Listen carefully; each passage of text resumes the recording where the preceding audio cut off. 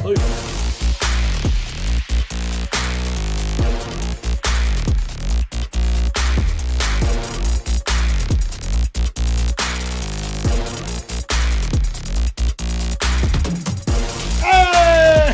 what's up, everybody? It's your boy Tvshka, and it's Josh.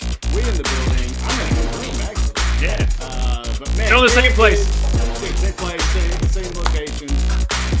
Late start because thanks to technology. Had a camera issues. Got the blue screen of death. I heard you had the blue screen of death as well. Yeah, it's going around, That's guys. Make sure you get a physical on your computer. Get your vaccine. Get your vaccines in. Your PCs. It's going around. Yep, it's doing it. Yeah, get your system updates, man. Yeah, get your system updates.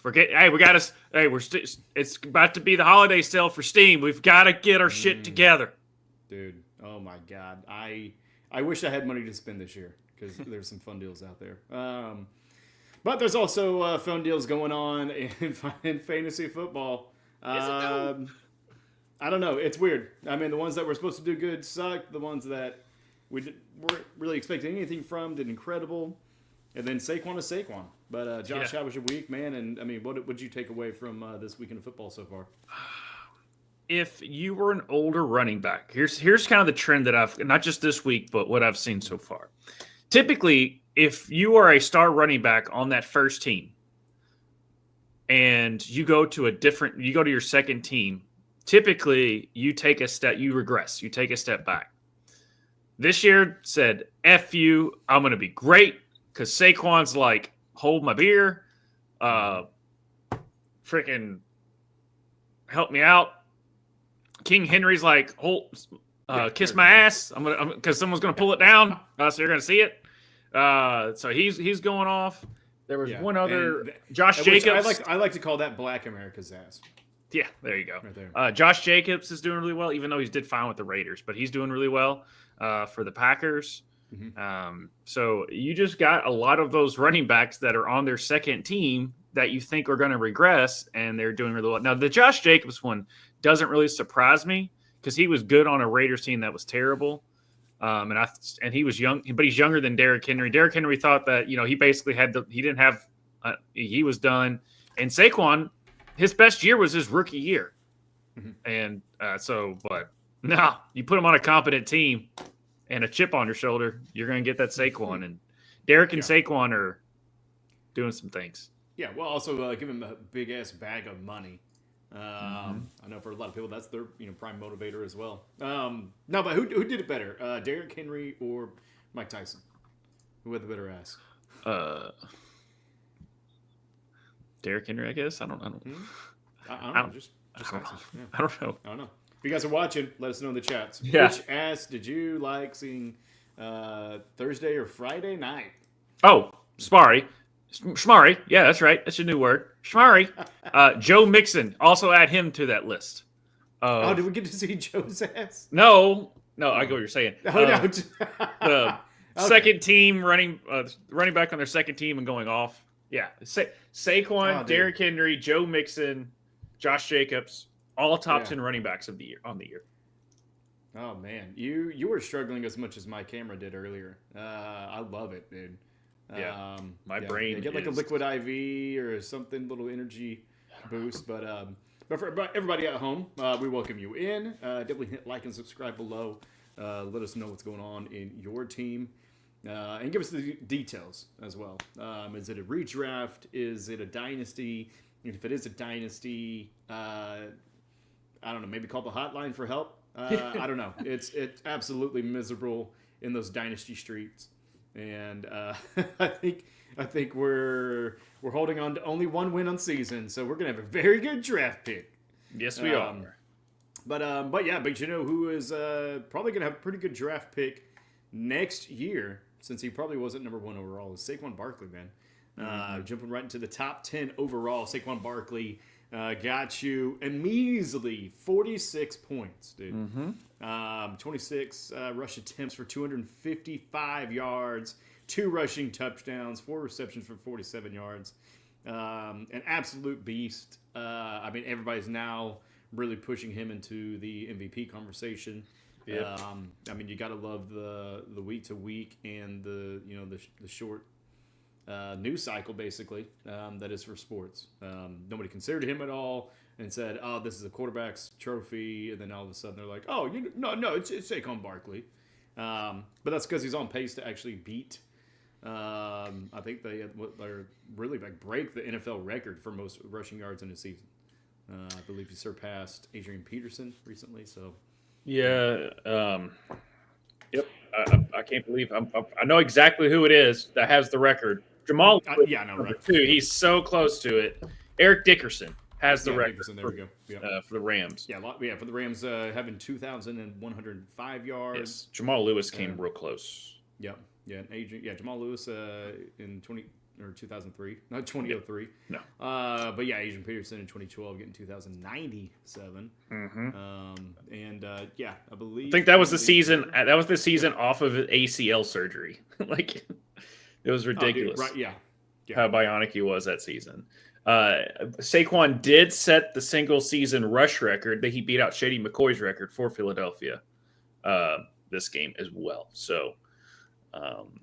So for everybody that, and I'm one of them, for everybody that was like, I would love Saquon late first round, early second. That's where I have him because of the tush push. Guess what? He still was getting sniped sometime. Still has been sniped by the tush push this season. And we were expecting, like, unless Saquon can score from outside of that, if he gets tackled on the one, you're screwed. But it's Saquon all the way going forward. And of course he had, 2 long touchdown runs last night anyway. But he has been, the tush push has hurt him a little in his total production that he could have had on the year. But he's still on pace. That's mainly in touchdowns. Yes. I mean, it's 1 yard. They're going to still, they did that, 10 times? Right. It's going to take 10 yards away from him. Yeah. But no, so kind of for context, like we said, Eric Dickerson, Los Angeles Rams in 1984, 2,105 yards. Saquon Barkley so far has 1,392. Not much to go. 800 yards? Yeah. Not even that, like 720 yards. He can easily get there because we're only in week 12. Woke 12. Week Ocho. Awoke right now. Week 12, still plenty of football. Going for 18. When is did they already have their bye week as far as Yes, they did. Yeah, let's take a look at that real quick. So bye weeks. This week you have the Buffalo Bills, you have the Bengals, the Jaguars, the Falcons, the Jets, and the Saints. So if you got that Joey B and Jamar Chase stack, this week kind of sucks for you. Good news is next week everybody's going to be back. Yeah, the NFL says, we're going to be thankful for? You playing football. Now go do it. Yeah, we're going to be thankful for family, and you're not going to be able to see them. Go fucking play. Pretty much is what they're saying, which is all right. I think they have millions of reasons why they're okay with them sacrificing. I mean, I'm working on Thanksgiving, and I'm definitely not getting nearly paid that much. No. We've all worked on the holidays, unfortunately. And thank you all, you Black Friday workers, retailers, all out there. I know workers. Yeah. So shout out to all you retail workers out there that are just going out there to earn a paycheck, earn a living, and dealing with a bunch of who's. Unfortunately, that happen every year. I know slowly retail stores are not getting as much Black Friday stuff because of the Cyber Monday stuff, just because of how culture has progressed in that area. But you still hear the horror stories. So shout out to all you retail workers that don't get paid enough to put up with that bullshit. Yeah, and we also don't get paid enough to put up with Daniel's bullshit. Quarterback for the Washington Commanders getting 32 points. Come on, man. In a losing effort. What happened there, man? But he gets 32 points, 7 rush attempts for 74 yards, 1 rushing touchdown, but really 25 pass completions for 275 yards and 2 touchdowns. Unfortunately, none of your boys make the top 10 as far as overall, but you guys won as a team, man. It was more of a we were some special people because that's pretty much what it does. Turpin with that crazy spin move and just launched. Shout out to our special teams, even though it was all the kicker's fault. Hit the onside touchdown as well. So I mean, yeah, who needs Dak Prescott, right? We just might as well go out there and just punt the ball and then hold them and then see what happens because that's our best offense at this point. I mean, right now it's not a bad strategy. Sorry, still kind of getting everything a little acclimated here. Absolutely incredible game. We had some other wild games as well, and Minnesota and Chicago was definitely one of them. But even wilder is it's not any wide receiver or quarterback. It's Addison, man. In the Vikings win 30-27 over the Chicago Bears. Addison gets 30 points. He got 8 receptions for 162 yards and 1 touchdown. I get him and Addison with the Raiders mixed up as far as the running back. So, but yeah, they're right behind him is another wide receiver there for the Denver Broncos, and they're winning against the Raiders. Cortland Sutton, absolutely on a tear. He has been. We've been talking about him ever since the emergence of Bo Nix. Which he's not in the top 10 overall. Spoiler alert, but he is in the top 10, and he's right now he's rookie of the year. He's overtaking Daniels in my book. But we're not here to talk about Bo Nix. We'll get to him later. But Cortland Sutton has been his rock. And this is the Cortland Sutton that we thought was going to be about 2 years or even last year. Mainly 2 years ago when Russell Wilson got there. Like, oh, yeah, but they realized that Daniel Hackett, not that great of a coach. Also learned not that great of an OC. And then Sean Payton took over. And unfortunately, him and Russell Wilson didn't see eye to eye. Now Sean Payton gets his quarterback. I think he just loves those Drew Brees types, even though Bo Nix is way more athletic than Drew Brees. But that build, and it can run through those type of much more within the system, not trying to really push the ball too much downfield. But Cortland Sutton's such a sure-handed wide receiver. So finally everything has come together, and we're getting the Cortland Sutton that we expected like for the last at least the last 2 years. So shout out to Cortland.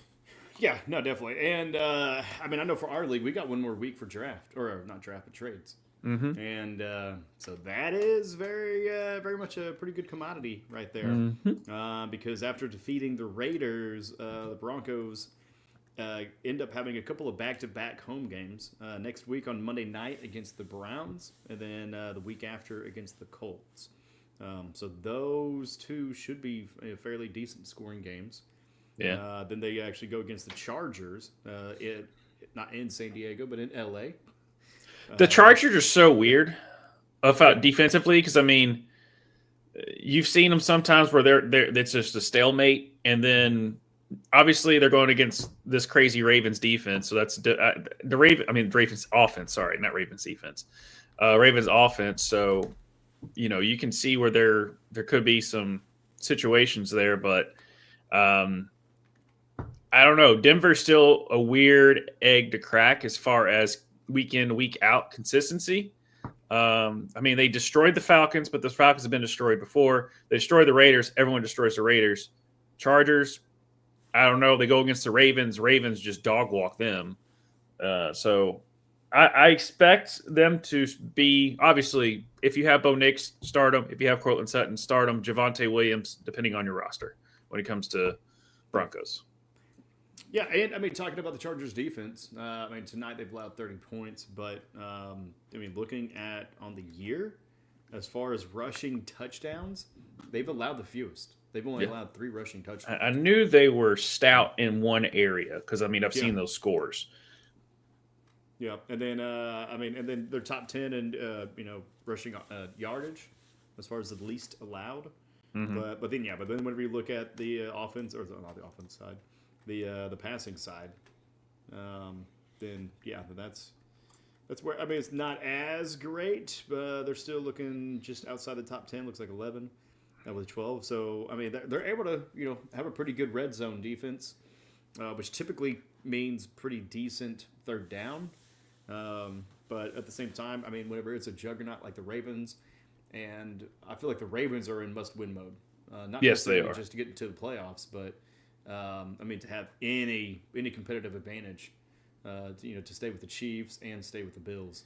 And stay with the It's Steelers within their own division. Steelers in the old division. Oh my God, man, yeah, because the Steelers only have 3 losses, but yeah, man. So yeah, definitely Courtland Sutton and the Denver Broncos. Very interesting to look at. Staying in the AFC West, we haven't said this name in quite a while. Patrick Mahomes, would you please stand up? Who? Yeah. Hold on. Did you hold on? Let me say. Did you said of one Patrick Mahomes? Yes. Yeah. Patrick Mahomes. Yeah. Okay, at a Texas Tech. Yeah.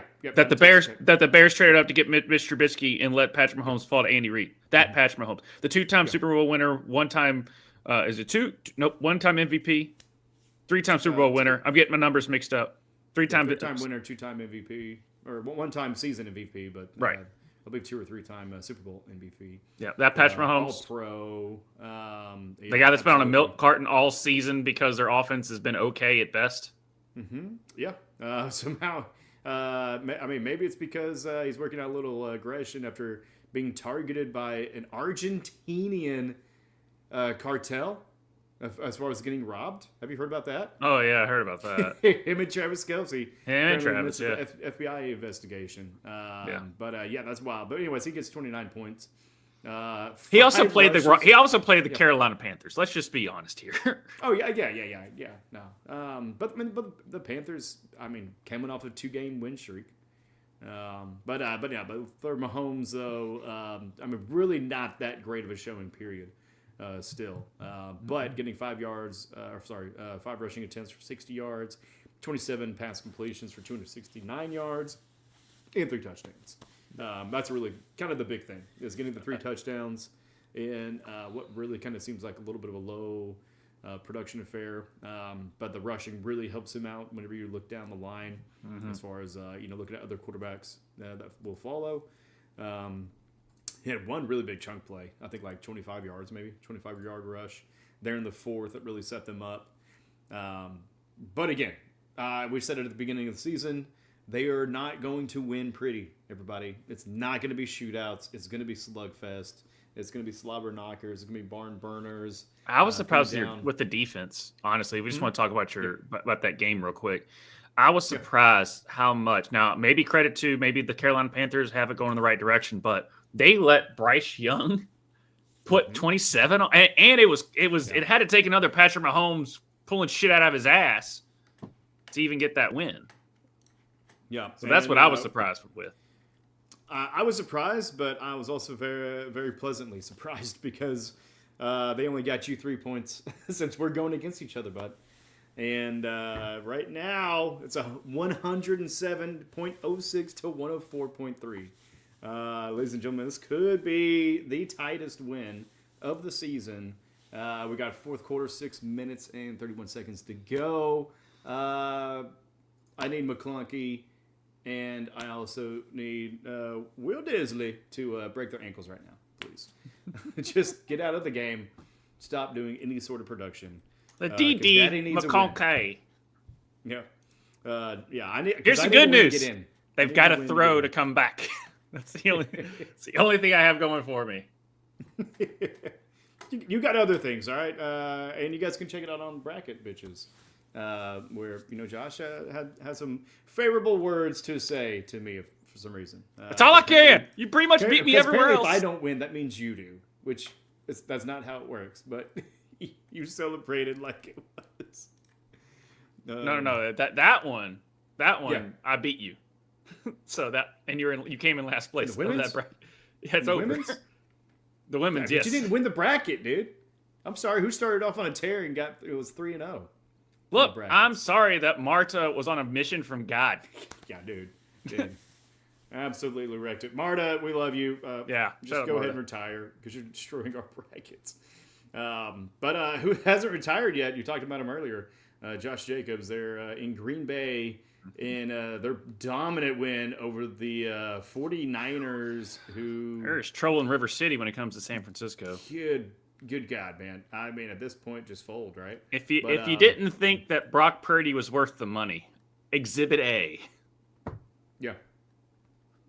Yeah, and I mean that goes towards it. But for Josh Jacobs, I mean he definitely got his money worth this weekend, getting 29 points, 26 rushing yards for 106 yards.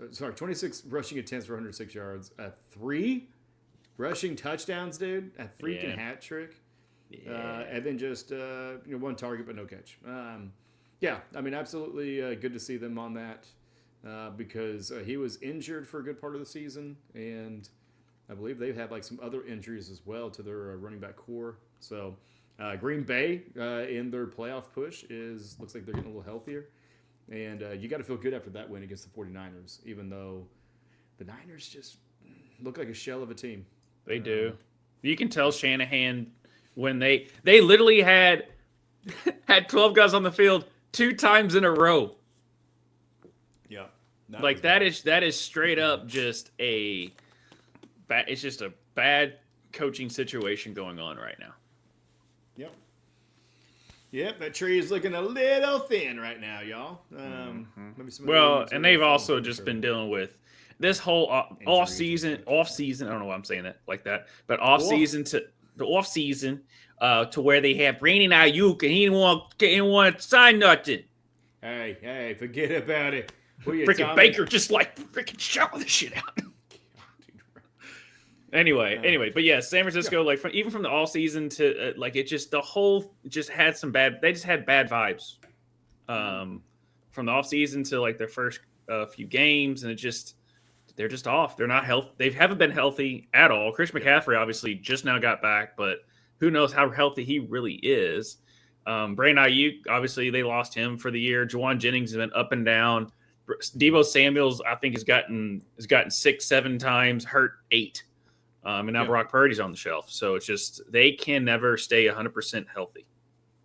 Yeah, and it definitely is not going to be their year where they are standing wise. But I mean, for fantasy's sake, I mean, what do you do? I mean, you do have George Kittle who's still producing. I mean, whenever you're looking at that team, if you're a dynasty, you just holding on to it, and if you don't have a chance for playoffs, it just biding time for next year. But if you're, in a redraft, I mean, are you making any moves within this weekend? If you still have a you can't not have. You can't. What are you going to do? Trade Deebo for, and then Deebo finally does well. I mean, I don't trust Juwan Jennings. Especially if Brock Purdy doesn't play, they're screwed. Because I mean, that obviously now, granted, Green Bay's is a really good team. Just on that, but. That should have been like an up and down, back and forth battle, and it was just a dog walk over the San Francisco 49ers. And, they might come out and play really well next week. They could, but they really haven't been hitting the board as far as Deebo. Other than George Kittle, Brock Purdy's got creeped into the top 10 every once in a while during the season, but George Kittle's the only guy on that team that I trust. At this point, I can't believe I'm saying that with a team that has Deebo and Christian McCaffrey, and even Jordan, even Mason. Like Mason, you can't play him; he's been dinged up too. So it's just Well, and if you look at the standings for their division, they're the NFC West. I mean, it is a shit show. It's pretty much anybody's ball game still, even though they are in last at 5-6. They're only like a game and a half behind. Yeah, I mean that 6-5 division is a tight race for sure. Yeah. So I mean, it's gonna be interesting to kind of see that, but you're definitely not gonna have 2 teams come out of this division. Yeah. You're just gonna have that one and be done. So they need to get it together, scrap for their life. They're on a 2-game losing streak. But who is on a winning streak of 1 game is Tua Tagovailoa. What, in the top 10? Guardian cap or not, 28 points, going for 3 rushes for -2 yards, but really 29 completions on 40 attempts for 317 yards and 4 touchdowns. Good Lord. And right behind him, and it's because of the guy that was in front of him whenever he was throwing the ball, was Waddle, coming up with 28 points. getting 8 receptions off 9 targets for 144 yards and 1 touchdown. Yes. When looking at the Dolphins, this is what we had hoped for the whole year. Unfortunately, Tua getting injured and having the concussion really kind of set it back. Really like almost 6 weeks or more. Are they back in full form, or is it just that they played the Patriots? You got to look what they've done the past couple weeks. Ever since Tua got back, that first game, but I think after his second week back, he finally got his footing and the game speed back up to him. And they have been, as far as Devon Achane is concerned, he has been solid since Tua came back. Really solid. Mm-hmm. But then Jonnu Smith has been, pissing Tyreek Hill owners off. Tyreek was still fine. Jalen Waddle obviously had his game this week. But they're getting back into the Dolphins form now. Whether or not they can really make, because I think they're 5-6 or 6-6 now. Yeah, they're 5-6. Yeah, they're 5-6. So there's not a whole lot of games left to make that late season push. But if anyone can creep in there at the end, it could be the Miami Dolphins. Yeah, it shows them on the bubble whenever we're looking at the NFL.com playoff picture, but it's just not looking great. You've got 7-5 Broncos, 7-4 Ravens, 73 Chargers, 7-5 Texans, and those aren't even the division leaders. Or actually, Texans are. Sorry. You've got to have you got to win out, and you got to have other people have a losing streak. Not just one loss. They've got to lose multiple games. So not really looking too great. But, hey, at the same time, this is the NFL. Any given Sunday or this coming week, any given Wednesday, Thursday, Friday, Saturday, Sunday. And, all in, thank you for joining us. We always like to say we would love to give you advice. Just tell us if it's a redraft league and how many, what type of league it is and how many teams are in that league, for us to give you the best advice we possibly can. Because we don't want to sit there and say one thing and it's totally different than what we could do. So just kind of give us a little bit of detail about that, and we would gladly be telling you who to try and trade and who to go get. Yeah, definitely more context is key. But and also, context for the Dolphins. For fantasy, they have a shot, right? They're still they should still be playing hard. Mm-hmm. You've got Tyreek Hill, you've got Waddle, you got Tua Tagovailoa, probably Achane. Is there anybody else you're really even considering? Jonnu Smith. Ooh, thank you for saying that. Bud. Because I really wish I had Jonnu Smith in today, dude. Oh my God, getting 22 freaking points on my bench. What a dick! You're a dick, Jonnu Smith. But he did that last year for the Falcons. I was like, you dick. Just stole points from everybody else, but that's a great call. The tight ends really showing up now. We talked about Kittle really being one of the few 49ers you're going to stick with. Same for Jonnu Smith and the Miami Dolphins. I love that. And staying within Florida, we're going to go over to Tampa Bay because you got Bucky Irving in the top 10 overall, getting 27 points in a mollywop of the Giants, dude. 30-7. What happened to Tommy DeVito? Only 7. But he got Bucky Irving got more than 7. He got 27, and with that, it was 12 rushing attempts for 87 yards, 1 touchdown.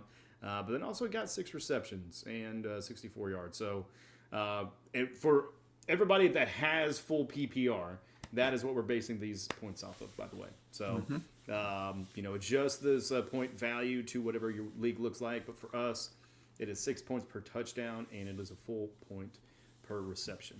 And it is a little bit less for quarterbacks. And with quarterbacks, we got to go over to Caleb Williams. Getting in the top 10, I don't think it's his first time this season. No, he did that against Jacksonville, and he did against Indy. Yeah, that 2-week stretch where he was like the number 1 and number 3 quarterback. Yeah. And then just fell off the face of the freaking earth. Mm-hmm.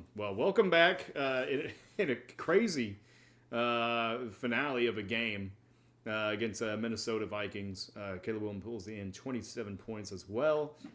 6 rushes for 33 yards, 32 pass completions of 47 attempts for 340 yards and 2 touchdowns. Is Caleb Williams a viable factor now? I mean, he had a few bad games. I mean, do you just chalk that up to the schedule, or do you just keep him in the dumpster? They're looking more competent on offense. I will give them that. But who else? Do they play the Lions again? Yeah. Yeah, sorry. I was trying to find them real quick. Where are we at? Bears.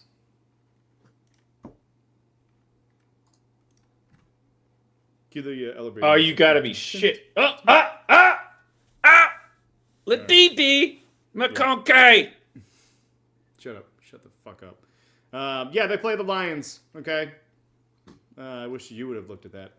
But yeah, they play the Lions next week. Then the 49ers. Then the Vikings again. Then the Lions once more. So then the Seahawks and the Packers. So these guys are going to be playing. Yeah. These guys are going to be sorry to interrupt. These guys are going to be playing hard. I expect Caleb. The problem with Caleb is he sits in the pocket too much.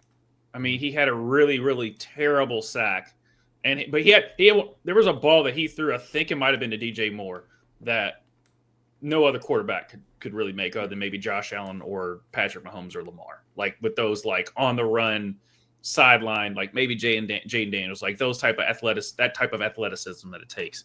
But the problem is he holds on the ball too much, and then he presses way too much.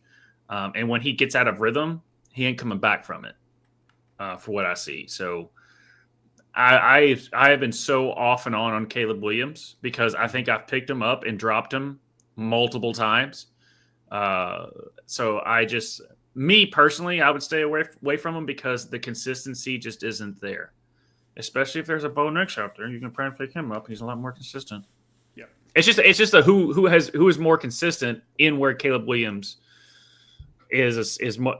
I can't believe I'm saying that for a quarterback who touches the ball more than any other player on the field, but he is so up and down. It's frustrating. Yeah. Even in the games where you feel like he should do well, and and even after they had the two big games, they went on the bye week. They just didn't look the same. I'm not sure if maybe there was a key injury on the line or something in the locker room happened, but yeah, I mean going forward though, Bo Nix. I would be surprised if Bo Nix is on your waiver wire. Or even I was just trying to throw that. Yeah, no, definitely. But I mean, this is the point where we kind of talk about kind of targeting, defenses and such schedule wise. We will get to that. Let's go ahead and get to All-in-One's question. He says, hey guys, click on it. Hey guys, need some advice on trading for someone. Burrow, Gibbs, Jacobs, Puka, Drake London, Kelsey, Higgins at flex, benches Goff, Connor, Pollard, Ridley, Jennings, Waddle, and Pacheco on IR. Trade Connor Pollard and London for Chase. He is in a redraft 10-team. Looks like full PPR. All three of those, it'd be tough. I mean, I can understand it, but Jamar is look how many points Jamar is separated from the next wide receiver. It's insane. Yeah, it's ridiculous. It's like 30 points. The only thing that makes me nervous for Jamar Chase going forward, and this is more of a game script type thing, is the fact that they're 4-7. Obviously, there's a bye week this week, but how much are they actually going to give a shit? Going forward when they have to win out, so it's not totally done. But that's the only thing I worry about is that they basically are like, all right, let's not ruin Jamar Chase, and let's not ruin Joe Burrow, let's not ruin T. Higgins, and go ahead and bench him for the rest of the season. I don't see that happening so far. So yeah, if you have a chance to get Chase, I would. It just use your websites correctly of the Keep Trade Cut. They are out there for you all. Yeah. But to me, I'm never a 3-for-1 because I think there's not enough you can make ground up on. Yeah. With the Connor and Pollard, because I would want to trade one of those two because they're both kind of the same player. Connor a little bit better. Connor a little bit more than Pollard, but Pollard has been playing pretty decently, and the Titans seem to be clicking. Well, and you also got to look on the converse side as far as the proposed team, the one that you're propositioning. Chase is their bell cow. Yes. Chase is getting them to the playoffs. Yes. And that is one spot where they're, even though a 3-1 typically sounds good, maybe earlier in the year, at this point, your roster should be pretty settled in. And I just don't see anybody really taking that. But hey, you never know.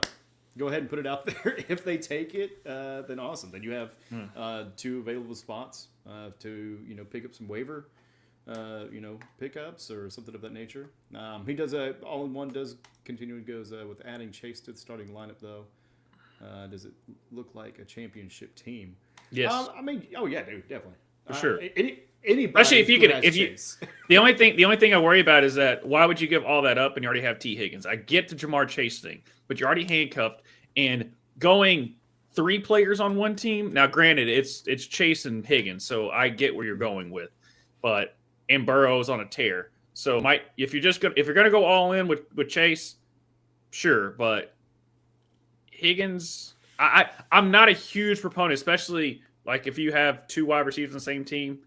This might be the exception to the rule, or these 2. Same thing, but trust me, guys, I had Puka Nacua and Cooper Kupp last year, and I could not figure out who to start because either one went off and then one was dormant. And then the next week, it was separate. The way they kind of use Jamar Chase and T. Higgins, they still kind of both get theirs, which is an anomaly. So that's what I'm saying. They're the only thing to the rules. I mean, the Jets were a dumpster fire, but I ended up drafting in the draft. I got Garrett Wilson and Devontae Adams. Obviously, I'm on the same team now. Garrett Wilson's the only one that's really doing anything. Devontae maybe gets a touchdown here and there. But Garrett Wilson is like is the bell cow on that of the 2 receivers. I'm just that's not a thing that I'm a big fan of. But if you're going to load up on one team, even though they're 4-7, I would load up on the Bengals. Yeah, and I'm glad you said it all in one because I was actually going to get to that, being a Chiefs fan myself. Puka. Pacheco coming back. Puka's already came back. But Pacheco coming back is great. That will add value. It's just what Pacheco are we going to get? Is he still going to stomp the ground just like Chuck Norris does push-ups, all right? He doesn't do a push-up. He pushes the earth down kind of thing. But Kareem Hunt is also doing very good, very serviceable in that role. Can't remember exactly what he got this week. Looks like he got 12 points, 16 for 68, but also got 3 receptions for 19 yards. So not great, but also that's probably what you're going to expect with Pacheco at best. Mm-hmm.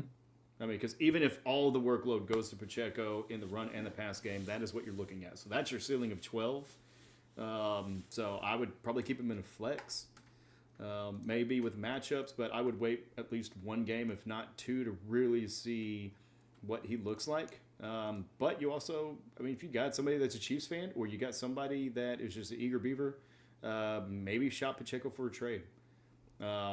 If he hits, at least you got something out of it. If he doesn't hit, then you got to steal for a trade. Mm-hmm. But with my lineup currently, Pacheco really wouldn't have much of a spot. Even though they got the Raiders again, I think they got Chargers and Broncos once more. Yeah, I think so too. But getting into division. That's why I traded this guy next to me. I traded him Brian Robinson for Kyler Murray because I had Jared Goff and he's fine, but Kyler is a mobile quarterback, so therefore I need to have that there. And if Jared Goff Jared needs to throw for 5 touchdowns in order to compete with a Kyler Murray who can rush for 60, throw for 2 and 250, and still score as many as Jared Goff did with 5 touchdowns. Yeah. Unless it's week 12, then he doesn't do that for you, unfortunately. But hey, Brian Robinson didn't do too much for me either. But all in one show. I appreciate you, man. And definitely. All in one show. If you got your own podcast or something, let us know. We would love to follow you back and support you in kind of your endeavors there. Yep. But yeah, so let's go ahead and look at kind of what we're targeting, right? And so we're talking about down the stretch. Trade deadline is done next week for us. So at the end of Monday night, at the end of probably before the end of next week's show, our trade deadline will be done. Yours more than likely is probably already done. Mm-hmm. I know a lot of people's were last week, and others are this week. So you got 50 seconds, y'all. You better hurry up and get those suckers in. And you better sweet talk that commissioner to just go ahead and approve everything before the end of the game. But we're looking at trades. You're looking at maybe minimal waiver pickups because at this point you should know what team you have, barring any injuries. You're probably looking at matchups. You're looking at defenses to target, or even offenses to really target. Possibly if you got a defense in that mix. Mm-hmm. But I mean, looking down the stretch, Josh. We're coming around that last corner. It being week 12, we got 6 more weeks really of total football. But realistically, you've got 2 weeks until the playoffs, and then you got a 3-week playoff. So, I mean, what does that look like for you? It's look who has. You need to look and see who people drop to go in and add, because a lot like Tvshka was saying, there's not a whole lot really out there on the waiver wire. If they're good enough to start, they're probably already on someone's roster. Now, granted, 10 teams is a little bit different than 12 and so forth. But in this situation, look at who people drop, because they might pick up someone and they'll drop someone that's actually better than what you have or what you could have picked up. I mean, last year when one of my 82 leagues, Calvin Ridley was available during our championship run. And 82? I thought it was like 17,000. Okay. I dropped out of 14 of them. Hey, awesome, man. Appreciate you, brother. Thank you. Yeah, Thank you. We'll follow you back as well. Yep, sure. Or ma'am. Sorry. All in one show is not all in one is all conclusive. Yeah. Yep. They look great. Yep. All in one show coming to us from Mars. Just something like that. International Space Station. Dang, what's that IP address? That VPN's a son of a bitch. Anyway, enough of that nerdy jokes. But I forgot what I was saying. Oh, yes. Just look at who drops, because most of the time the waiver wire is really not there. You could throw darts at spot starting, and I'm talking about obviously wide receiver, and running back is who I'm talking about. There's quarterbacks out there you can spot start. There's tight ends out there you can spot start, and there's obviously defensive kickers you can spot start. Typically, if I have a kicker that I know the team can at least get past the 45, so where they're in field goal range, I'm picking them up, and then looking at consistency. Hell, Chris Boswell is doing really well for the Steelers. I'm still rolling with Dicker the kicker. He's pretty consistent. Obviously, Brandon Aubrey, Fairbairn, all those kind of top guys there. Obviously, Buckner is Buckner out for the year? Or at least going to be back for the playoffs. Pretty much for fantasy. For fantasy, okay. Yeah. I think he's probably expected like week 16. Yeah. I believe it was like 4 to 6 weeks or something of that nature. Probably closer to 4, but yeah. Sorry, and I'm cussing to myself because congratulations, Josh. You officially won. And I believe you have swept me this year. I don't think I've really traded with much people. I swept Smoke, and he's been doing incredible. I lucked out on those 2 wins. I think I traded with Jason. We did 1-1. Okay. But yeah, you swept me. I believe Gift swept me as well. But yeah. Anyways, yeah. Sorry. I was getting ready to say if I won by like maybe 3 points and Collar scored 1 more point than Jared Goff, that would have been. If that was the reason, I really like. If you really boil it down to is the fact that you traded me Collar and he scored just enough points to beat you, that would be kind of a. I mean, right? If he was on the final game, right? I mean, you can also credit Robinson for not doing shit. No, Robinson got hurt real early in the game. Yeah, I don't. James care. Conner play through pain, bitch. I need a win. I needed one. Yeah, Connor getting sub 10. Harrison I mean, just really the entire Cardinals offense was just inept this past week, which affects how you look at next week, right? Mm-hmm. I mean, because you look at matchups, and with them going against Seattle, I mean, division rivalry, contested game, but God, it was just not that great production. So, I mean, maybe put a little more respect on the name as far as the Seattle Seahawks, but. I mean, but at this point, I mean, who are you kind of targeting? I mean, I know last week we talked a little bit about dead time, right, or garbage time, and some of the scores that you can get there. Where hey, it's a team that doesn't have a shot. They may get blown out, but they've got one person that is just getting all the work and is going to get receptions, is going to get at least 10 to 15 point production for you, which could help. Whenever I'm saying all that, I'm really interested in this Nick Westbrook-Akina. That was exactly what I was going to say. Like we were on the same wavelength. I was like, Nick Westbrook-Akina, because he has now. Granted, it's kind of like the Valdez-Scantling. Like Valdez-Scantling caught 2 bombs. Yeah, but Will Levis is just going to chuck the ball down the field, and Calvin Ridley is going to come down with it. But Akina is available on a lot of rosters. And if you really are like, I need to what spot start guy can I do? Yep. Screw it. If you don't have confidence in your starting lineup, and you don't have confidence in your bench, and you're like, I just need a receiver. Yeah. Westbrook-Akina is at least the one that comes to mind off the top of my head. Yeah. No, I like that. Yeah, and I like it more so because I suggested it. But no, I actually do like that we have him on our dynasty team. I mean, it's just one of those. I don't think he's a rookie.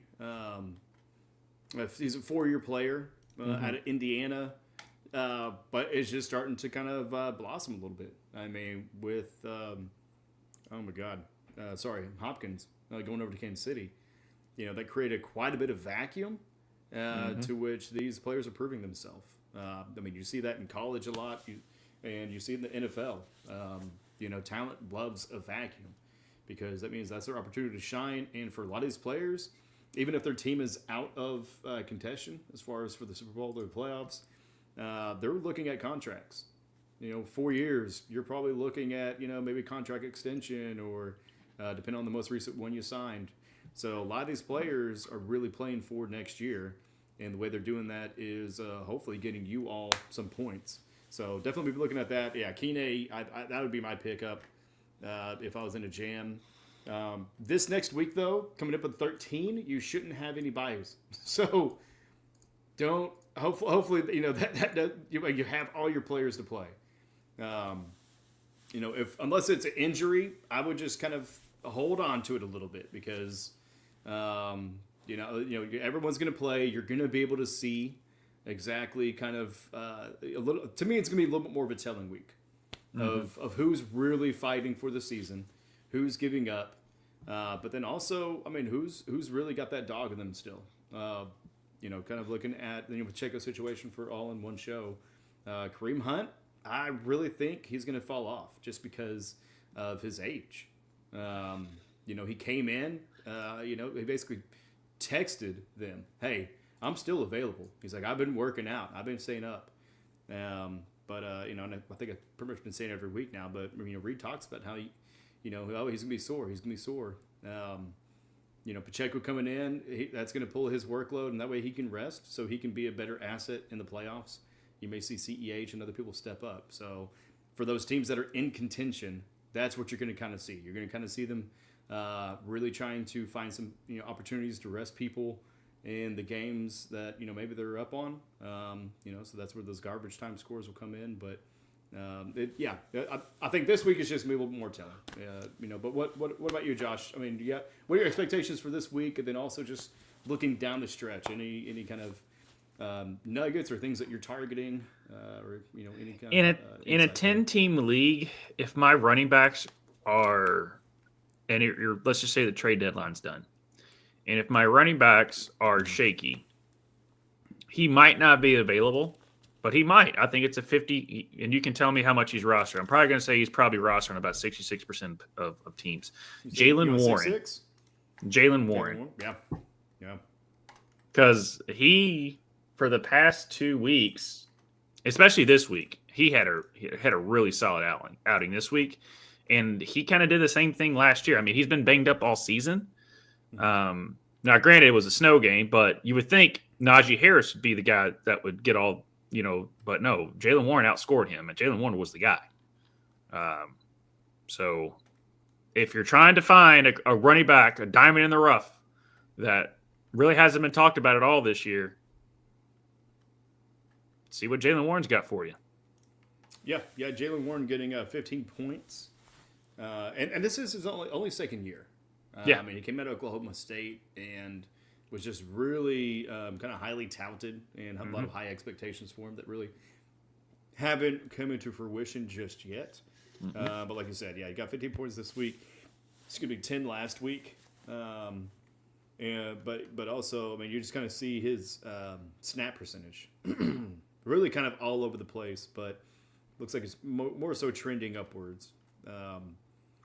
Haven't done a deep dive to really see what that factor is. I mean, if it's an injury, if it's something else of that nature. A little bit of both. And again, I'm putting it towards the injuries because he was basically banged up even in the off season, and I think he's finally healthy now. Maybe Arthur Smith finally figured out what to do, how to use him. And again, this is just a trend. It's not he was good 1 week, you should do it. No, 2 weeks ago, he was okay 2 weeks ago. He got better this week. So he's trending in the right direction for someone you could throw a dart at that I think will at least get you something in the running back position, which is very far and few between at this point in the season. Yeah. Well, and I mean, to me, the big consideration is Najee Harris. Because with Najee, he only got 7.4 points, so definitely got outscored.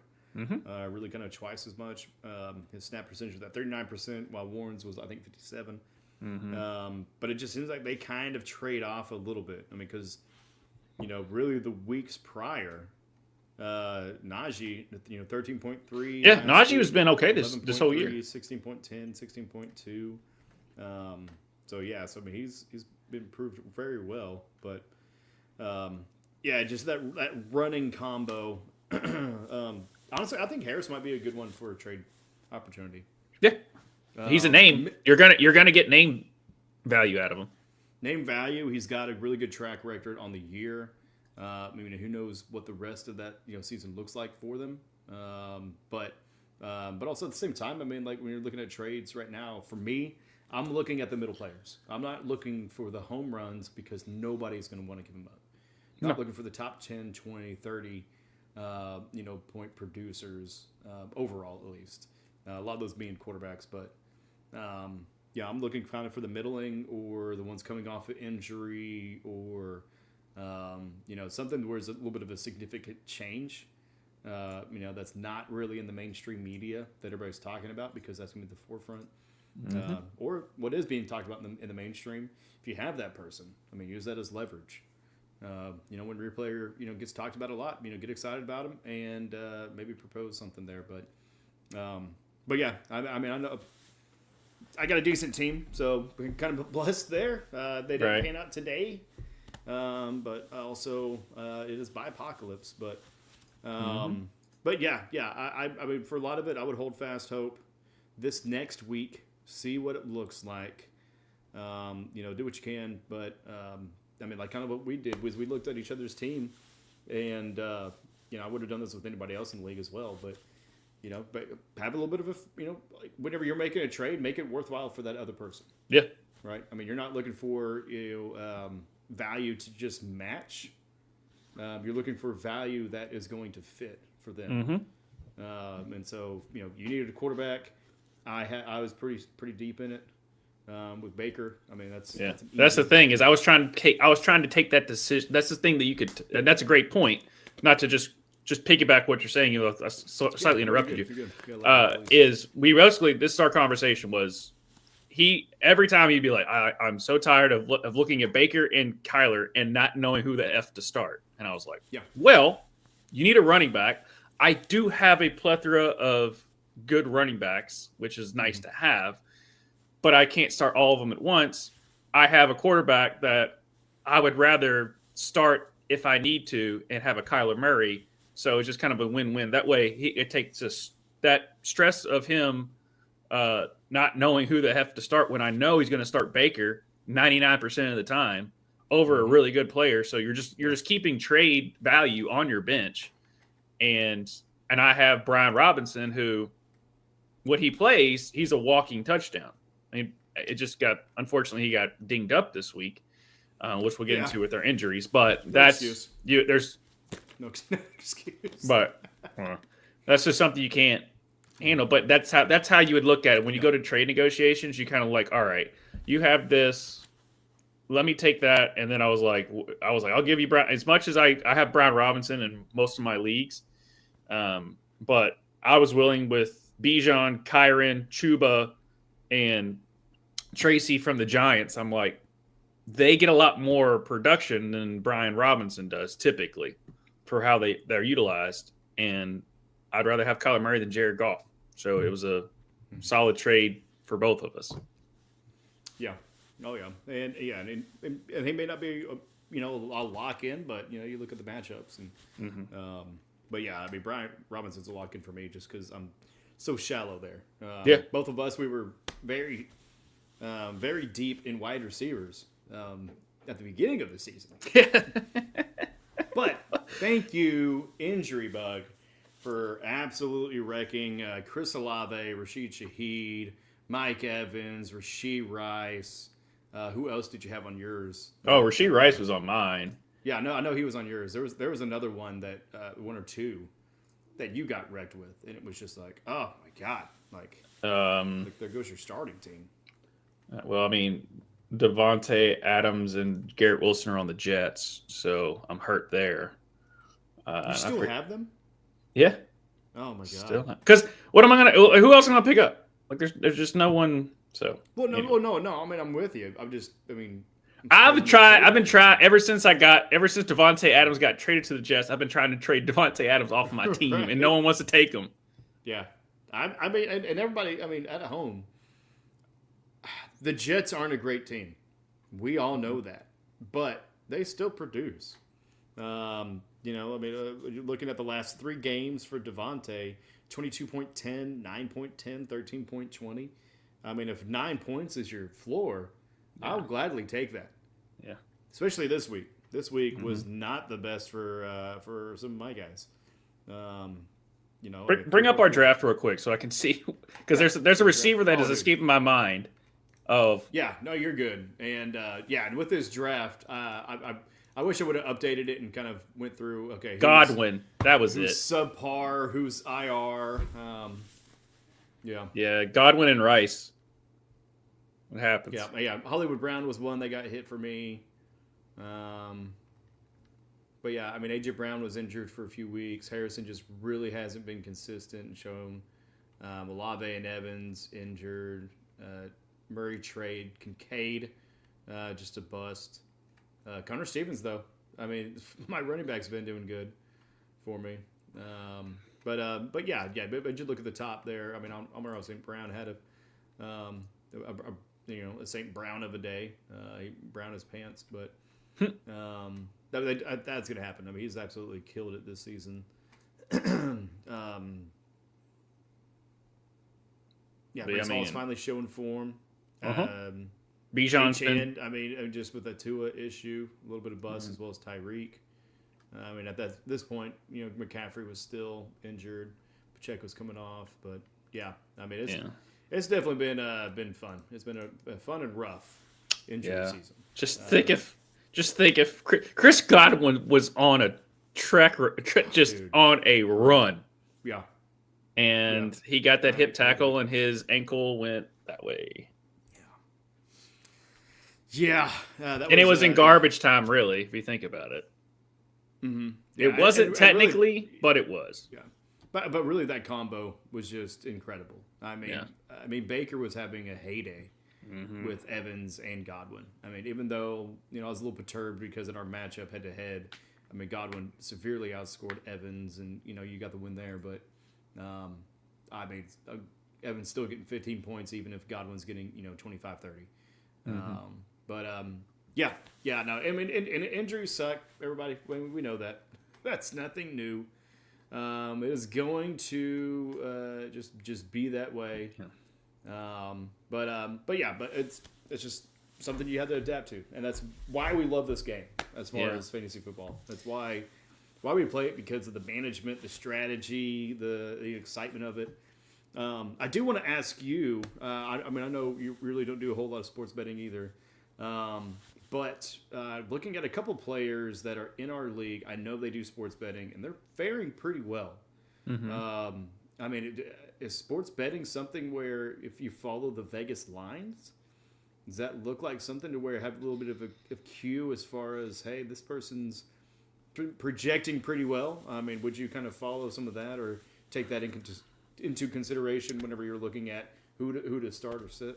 Maybe. Again, if there was a right way to do it, we'd all be winning, right? Yeah. And there's a reason that sports casinos and sports gambling casinos and stuff are still doing pretty well. That being said, typically when it comes to sports betting and player props, because I really don't do spreads or anything especially when it comes to NFL, I really don't like to do spreads. I might do straight money line for them, but I don't really care to do spreads. I don't like to do over unders. This is strictly NFL. College, different situation, and that's just a hold, and horse racing, all that other stuff. Strictly NFL, I do player props, and a lot of times I will focus in and do either just straight up player props or a parlay with the guys on my fantasy team. Because if I expect them to do well, therefore might as well put a little bit extra coin on them and really, really hit out. And one of them, I did hit a big bet a while ago. It was a parlay. It's like the only one that I plant my flag on, because it was the only time that the strategy actually worked. But yeah, I just basically will, hey, if you have, for example, all in, like you have Burrow and Higgins and let's just say Puka. So I would, just do a three leg parlay, Burrow over so many yards passing, London anytime touchdown, Higgins anytime touchdown, like those type of things. That's what I would focus in on. And then I'm not going to tell you do it responsibly. But that's what I would focus in on, is strictly player props. And if they're on your fantasy team, see what their odds are and figure it out from there responsibly. Yeah, I like it. All right, let's do a quick yes or no. Okay. I don't know why I can't find him right now as far as for his. Didn't know if you can't remember his name. Yeah, no, you're good. Jameis Winston. No. Like not ever? Oh, no. Not It depends on the matchup, but yeah. This week they're playing Denver, then they're going against Pittsburgh, who we just played and won that game, scoring 14.46. Last week he played New Orleans, got 26.6. He's had a few 20s. I don't like him against Denver. Kansas City, Cincinnati, Miami, and then Baltimore is the last game of the season. But you said he has Denver next? Yeah. I don't like him against Denver. Yeah. I don't like anybody against Denver. No, I don't like anybody against. I mean, ask the Falcons. Yeah. I don't like anybody against Denver right now. Not named other than the Ravens. So, yeah. Hey, Mr. Bakes a Lot, what's up? Gift, did you change your name? I don't know. It must be. It doesn't have a symbol or anything. Yeah. Yeah, Mr. Bakes a Lot, thanks for joining. If you want to get a question in or something, please submit it. Yeah. We're about to start wrapping up. Yeah. Yeah. When you do submit a question, as we always say, we should do like an overlay or something. Like, hey, if you're please submit we love all your questions. If you do, please tell us to help us out, to give you the best advice we can.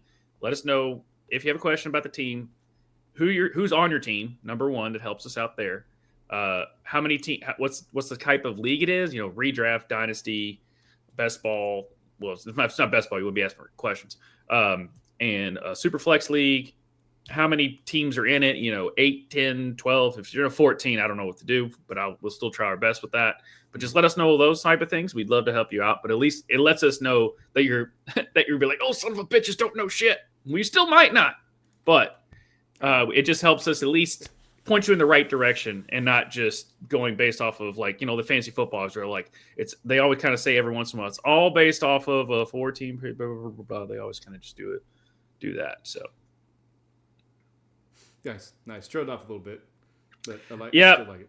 I lost my train of thought. Well, I forgot exactly what they said, but they always say hey, this is based off of a single point PPR, 12 team, 4 point per schedule adjusted, yada yada yada. That's why I trailed off because I'm like I'm not going to go with that shit.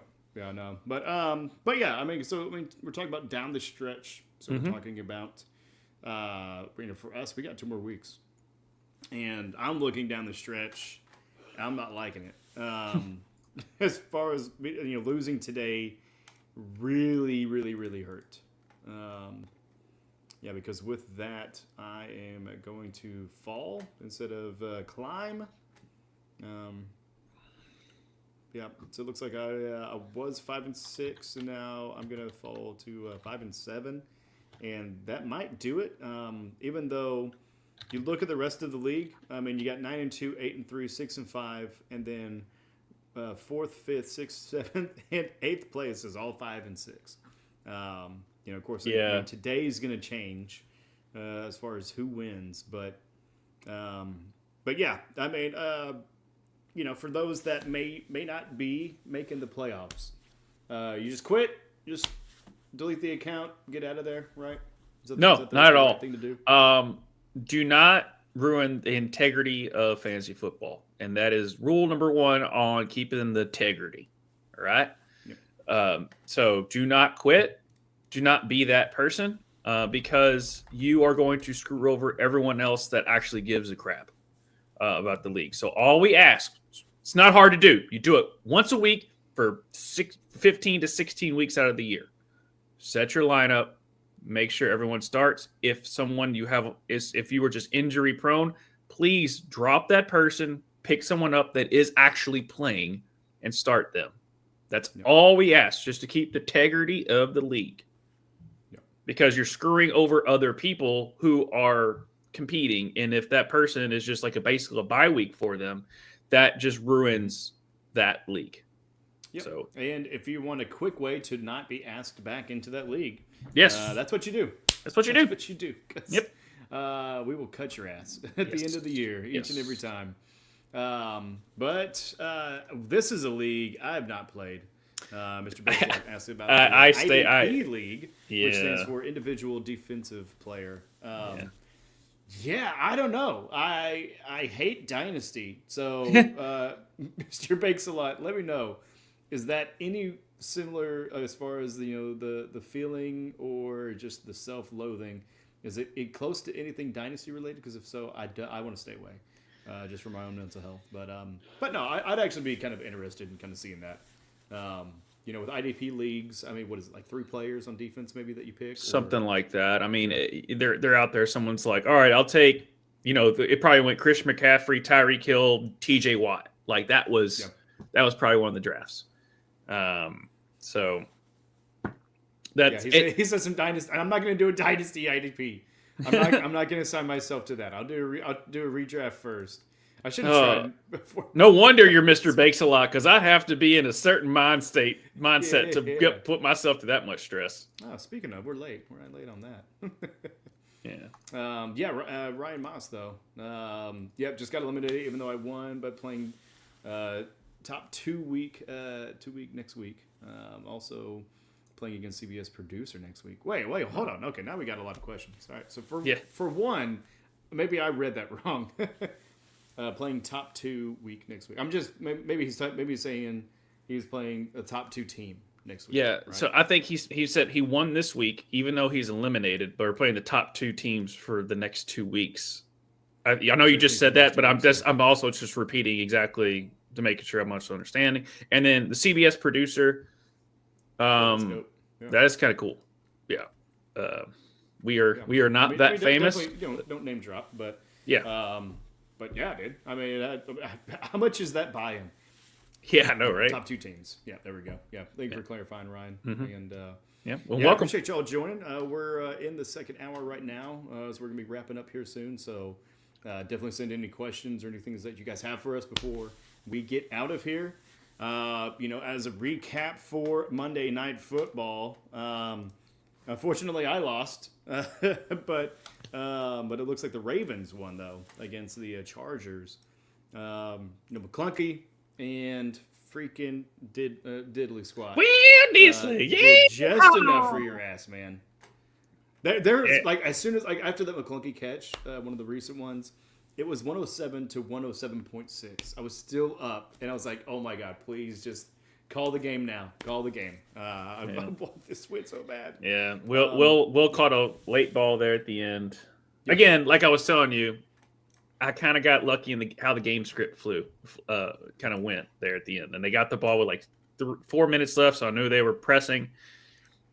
Someone's gonna catch it, so and it ain't gonna be Quentin Johnson. Yeah, Quentin Johnson on my bench. That was a good call for me. Yes, but no. Looking at the game itself, the Baltimore Ravens do end up winning 30-23. It looks like they moved to 8-4, and the Chargers fall to 7-4, but are still very much in the mix. I believe that may tie them with the Broncos for second place in the AFC West. But on the day, though, I mean, Lamar Jackson, 16 completions for 177 yards and 2 touchdowns.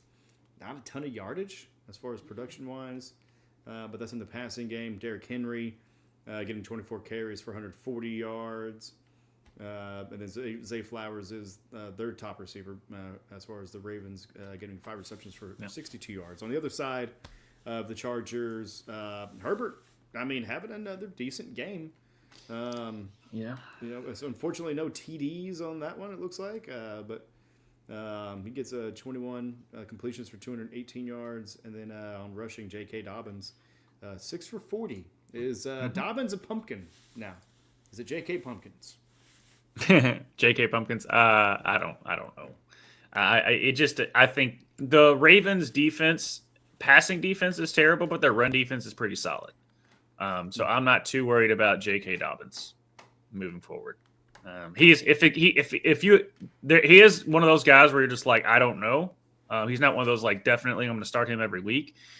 But most of the time I'm probably going to have him as my main flex if I have 2 solid running backs, because you typically don't have 3 solid running backs that you're like, I don't know, maybe I should. So I'm big on that. So yeah, I'm not done with J.K. Dobbins.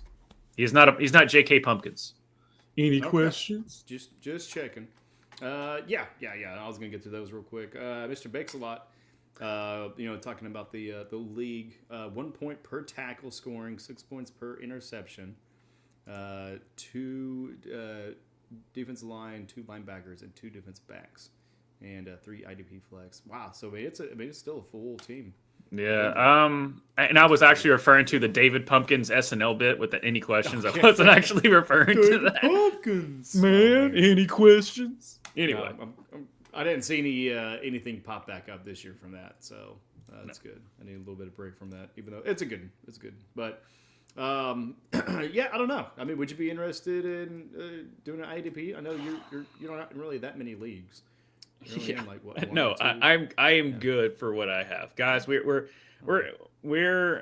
joke about being in 82 leagues is because we're in about 1 too many as it is. What you joke about it? I'm not. Yeah.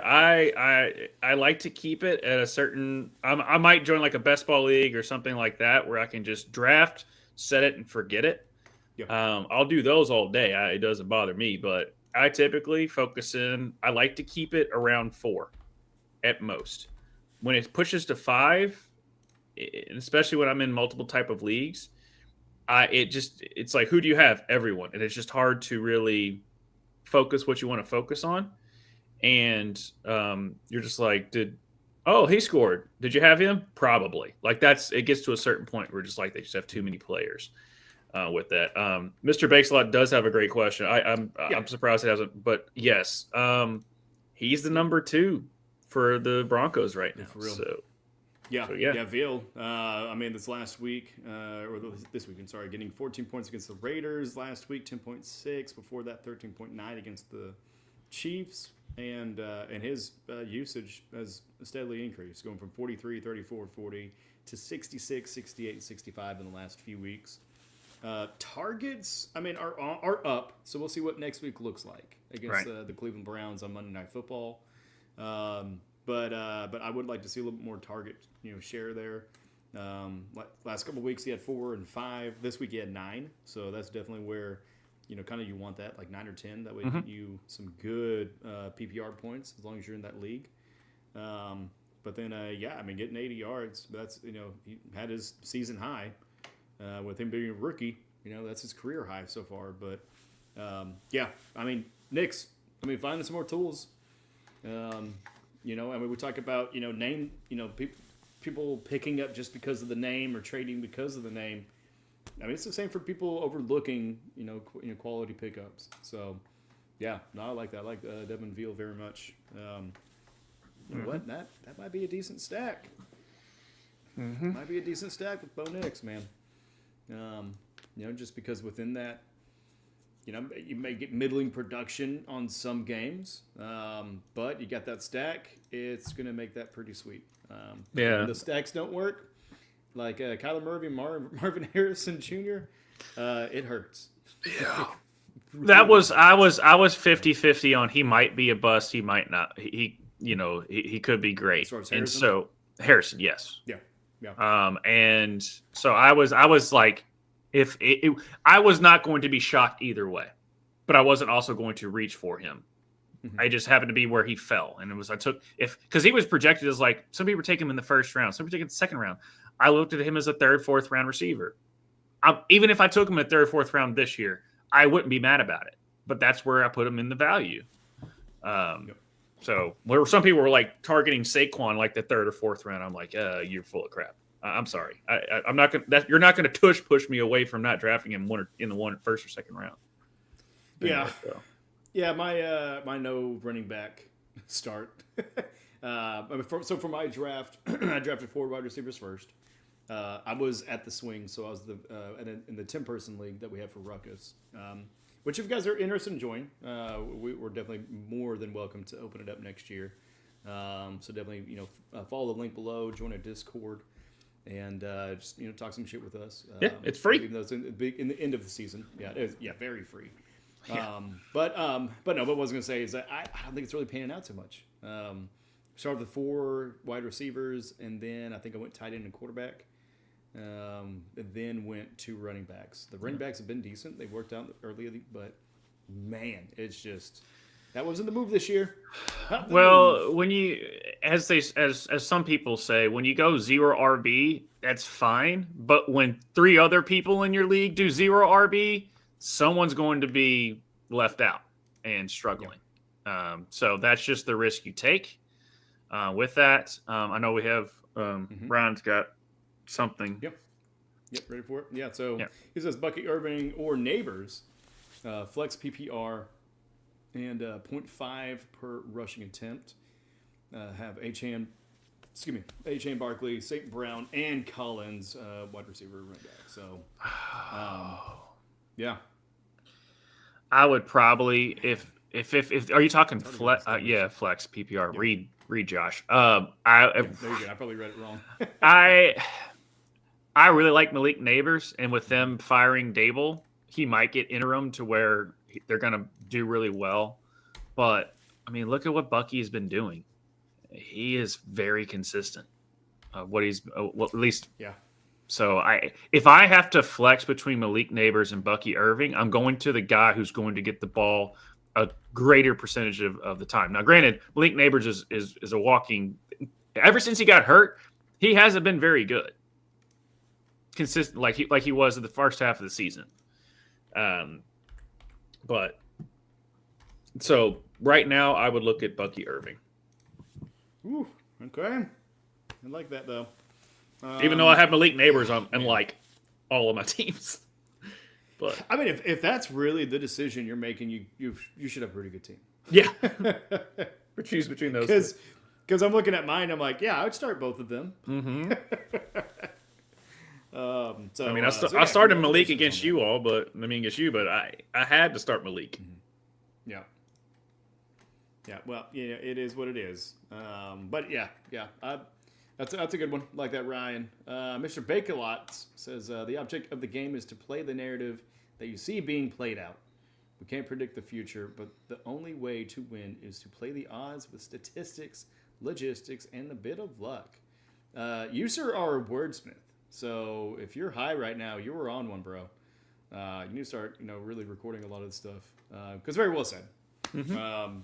I mean, I scream it at the top of my lungs each week. Just look at the trends. Look at the stats. Because those are the facts of the matter. And it is a lot to really consume. I mean, talking with a coworker, they're in their first year of being in a fantasy league, and they're definitely overwhelmed. She's very cute, so it is a nice little inn. Yeah. But it's just like, oh wait, so now I got to worry about schedules. Yeah. And I need to look at all these other stats of the deep. Yeah. And then players, and injuries, Just like, oh my god. Yeah. It's like full time. Yeah. It's full time. Full time.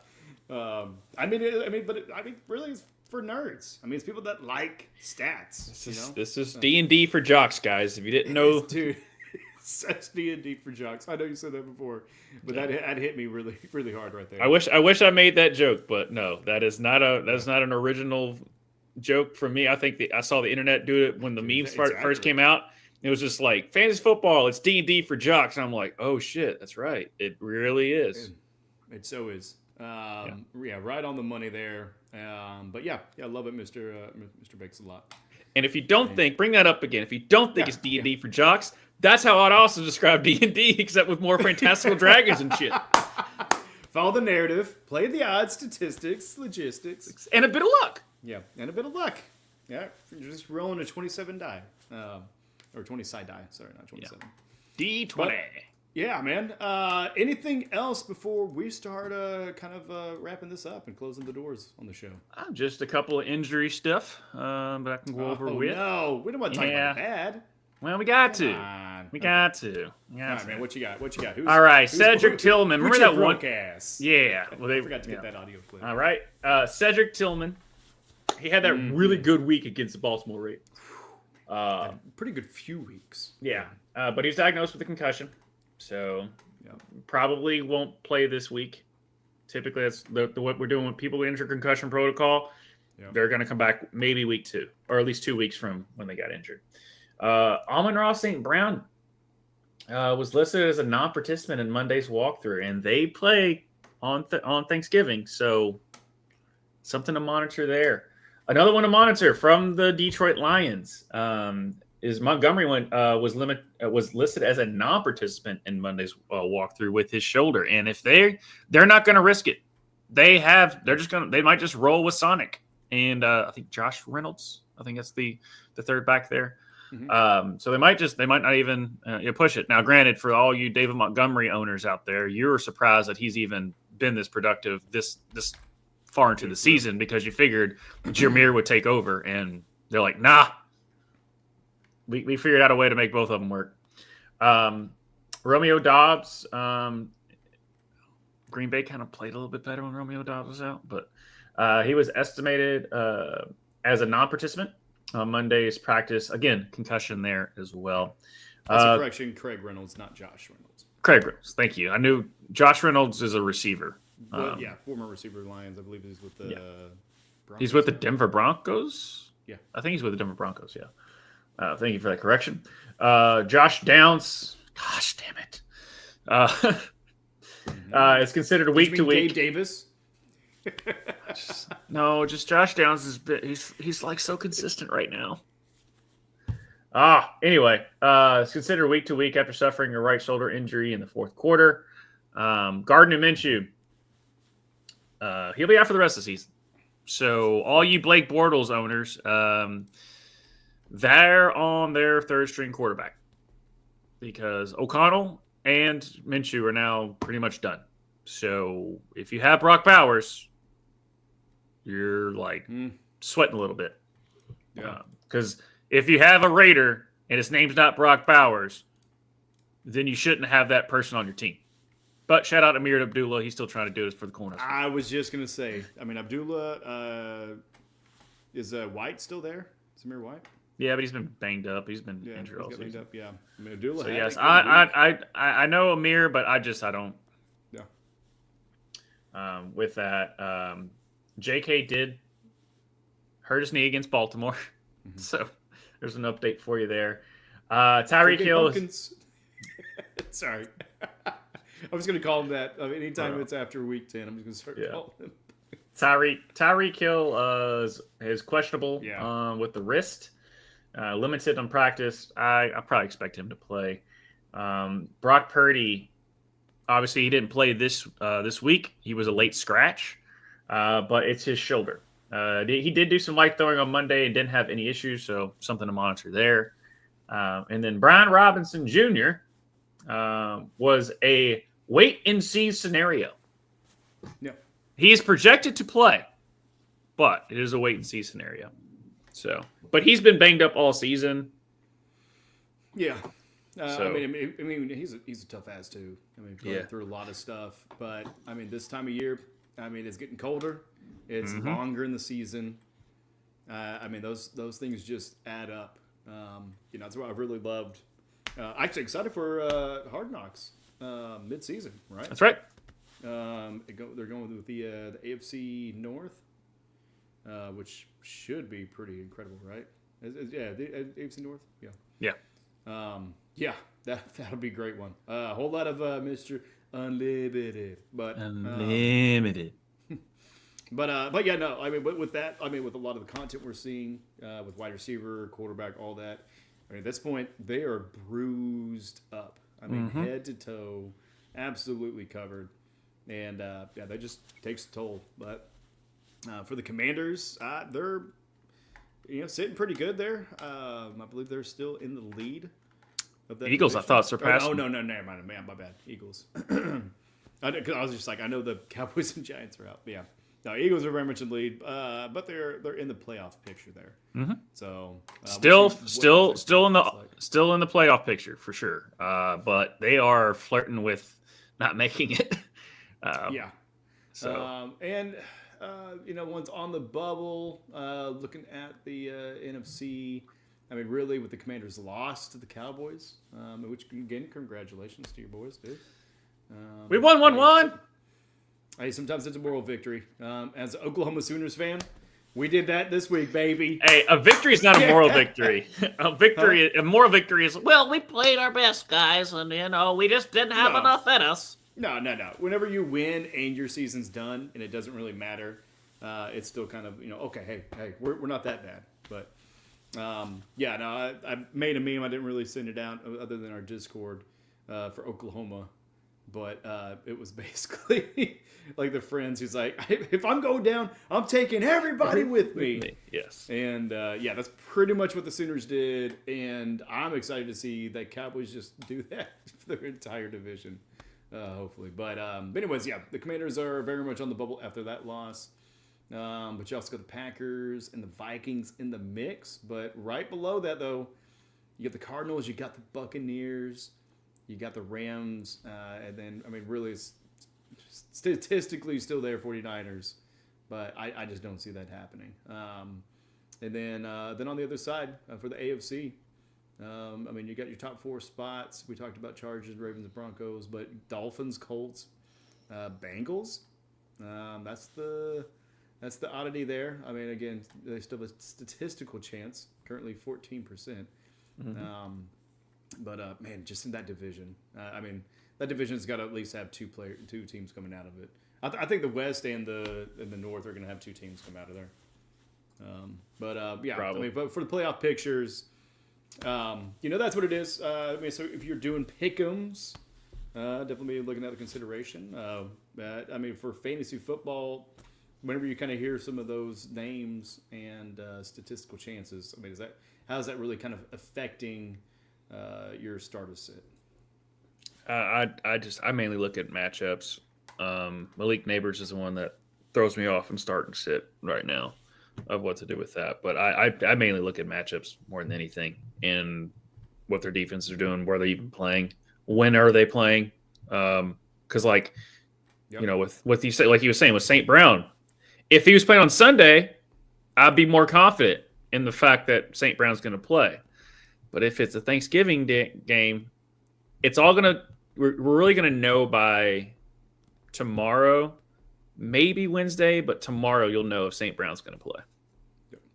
And hopefully that coach isn't like the Chargers coach or like Keenan Allen was like 2 or 3 years ago. If anyone's played far enough to where like, yeah, he's going to play. He literally went out there for one catch and then was out for the rest of the game. But he said he was going to play. So just hopefully the coaching staff isn't like, who got Christian McCaffrey week 1. People didn't have enough time to get Jordan Mason. Yeah, well, and also, speaking of, has Saquon surpassed CMC as greatest running back in the league behind the Eagles' lead offensive line? He said, I could run behind those guys and score TD. I mean, you're not wrong about this year. Right. I don't know. I mean, what are your thoughts on that one, Josh? Yeah, I mean, if CMC played all season, I'd still say CMC was because Saquon's catching is still suspect. We've seen a couple of times this year where CMC is just a step above when it comes to his running ability and stuff like that. Plus, when that offensive line is cooking, especially for CMC with that zone blocking scheme that the Shanahan system does. But yeah, no, for sure. The only other running back that I see to match up with Saquon has been Derrick Henry this year. And so greatest, is he the best running back in the league this year? Yeah. I mean, he's obviously in the MVP conversation, especially after his performance. I mean, his last 2 weeks have been phenomenal. He's carried that team. But this is what happens when the Eagles have A.J. Brown. If you looked at when Saquon kind of dipped a little bit, it's because it was without Devontae Smith and A.J. Brown. Once Devontae Smith and A.J. Brown came back, that Saquon opened up a lot more. Because you have to honor A.J. Brown. Yeah. And I apologize. I'm yawning just because I'm absolutely tired. Been cleaning all day. Had been in practice for 5 hours, recording some stuff. But but anyways, yeah. So on the running backs, I mean, dude, that's we're just in such a good time. Being able to see those three alone play. Derrick Henry in the twilight of his career, going out the fucking bang like the Black Mamba. Scoring 40, 50 or whatever. As far as the Kobe Bryant, but so gotta love that for him. But Saquon, man, I mean, just with that whole team now firing on all cylinders, their line is healthy and just running people over. It's hard not to acknowledge his greatness this season. No, still not done. I mean, even though the trajectory and the projections and it's looking like he's going to break the single season record as far as rushing yards. Still not done. And I hate to say that, because we're looking at Nick Chubb, who was having an incredible year and then got injured. You've seen it time and time before. I mean, this year, Pacheco. I mean, everybody was excited for him to see what he does this year in his sophomore year, and just seriously bad injury. Yeah. So I mean, just look at. You might need injuries to them, even though it happened. But you look at Devon Achane. When with Tua, just think if Tua was actually played all season. Now, granted, Achane got a concussion, and that's why he has that the Guardian helmet. But look at Achane's past 5-game production. It's insane for what he's doing. He's not Saquon. Hell no. There's a difference there. I'm going to preface that, but it's just going off of injuries and stuff like that. It could be injuries to your quarterback and how you're used. So Specs goes on to say Saquon was known for catching in college. That it was. He has untapped potential, in his opinion. He definitely does. I'm just seeing it. I'm just calling it like I see it this year. Is the fact of his catching is not what CMC is. CMC, I always say this. CMC reminds me more of LaDainian Tomlinson than Saquon Barkley does. Just an all-tool player. There has been so many times where CMC didn't score a touchdown, and he was still the running back one for the week because of how many yards and how many catches and how many receiving yards he had in a PPR league. That's pretty much the only argument I would have. But other than that, it's Saquon's. You thought it was Derrick Henry, now it's Saquon, but it's going to be between those two. And Jahmyr Gibbs is on a tear right. That Sonic and Knuckles are top. Sonic and Knuckles are both in the top 10, depending on the league, but they're both like right there in the top 10 running backs on the year, which is insane of what the Lions are doing. Yeah, I mean that offense definitely looks like the greatest show on turf. Kind of reincarnated. Ben Johnson is counting his money for his next head coaching gig next year. Right. Yeah, let's see. Hopefully some of these teams, stop losing all of their good coordinators to head coaching jobs and are able to keep a good coaching unit together for longevity and for some competition against the Chiefs. That's what happens with Kansas City. Keep spinning your wheels. We'll just keep winning, baby. Yeah, it's like who's Kansas City's offensive coordinator? Andy Reid. Who's their defense coordinator? Spags. Is Spags? No, Spags isn't going anywhere, guys. Just deal with it. Yeah, no. Ryan. It would have been nice to see Pacheco for 2 or 3 games this year. See how he would have done. Achane went from must start. So can't start to must start again for me. Same with Mustard. There with the Dolphins.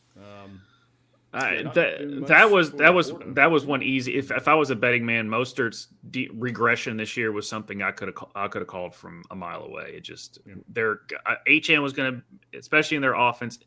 If Tua is playing, HN is going to be utilized more because of his pass catching ability compared to Mostert, and HN is fast enough as it is, and he's younger. So that's where the regression came, and then Tua got hurt, and then Mostert's been hurt. So on that, Laporta, he's been banged up all season, but yes, he is. That's a good one. That's a good one. I mean, incredible rookie phenom last year.